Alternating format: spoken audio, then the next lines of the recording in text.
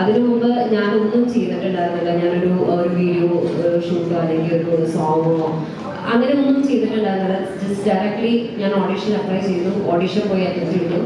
Obviously cinema എന്ന് പറയുന്ന ഒരു പാഷൻ തീർച്ചയായിട്ടും നമുക്ക് വേണം. അതിനുവേണ്ടി നമുക്ക് പേഷ്യൻസ് വേണം, ഹാർഡ് വർക്ക് ചെയ്യാൻ റെഡി ആയിരിക്കണം. ഇതൊക്കെ ഉണ്ടെങ്കിൽ തീർച്ചയായിട്ടും നമുക്കും സിനിമയിലെത്താം. ടൈം പീരീഡ് എന്തായിരിക്കും എന്ന് പറയുന്നില്ല. അതേപോലെ എന്നെപ്പോലെ തന്നെ ഇവരുടെ എല്ലാവരും എക്സ്പീരിയൻസസ് വേറെയാണ്.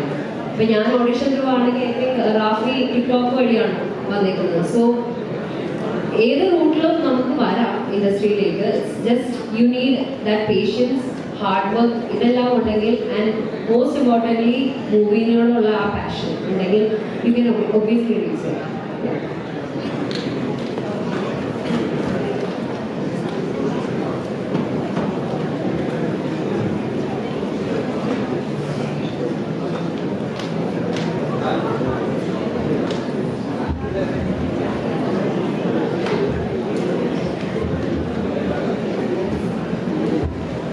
ഹായ്, എനിക്ക് ചോദിക്കാനുള്ളത് എന്നോടാണ്. മിന്നൽ മുരളി എന്നൊരു ഒറ്റ സിനിമ കൊണ്ട് തന്നെ ഒരുപാട് പേരെ ഇഷ്ടം താങ്കൾക്ക് കിട്ടിയിട്ടുണ്ട്.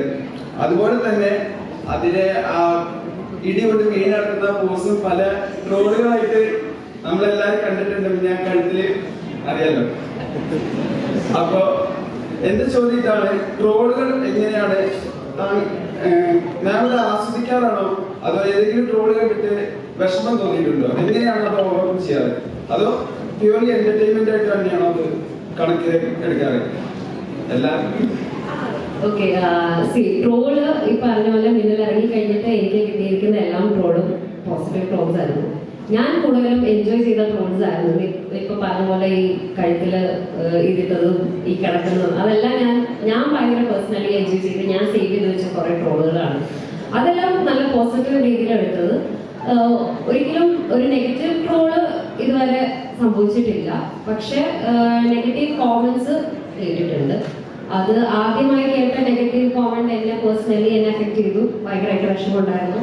പക്ഷെ അതായിരുന്നു ആദ്യത്തെ എക്സ്പീരിയൻസ്. അത് കഴിഞ്ഞ ആ ഒരു എക്സ്പീരിയൻസിൽ നിന്ന് ഞാൻ പഠിച്ചു. ഓക്കെ, നെഗറ്റീവ് കോമന്റ്സ് നമുക്ക് ഒബ്വിയസ്ലി കിട്ടും പോണ വഴി കൂടി. ഇനി അതായിരിക്കും നമ്മൾ ചിലപ്പോൾ കൂടുതൽ കേൾക്കുക അതായിരിക്കും.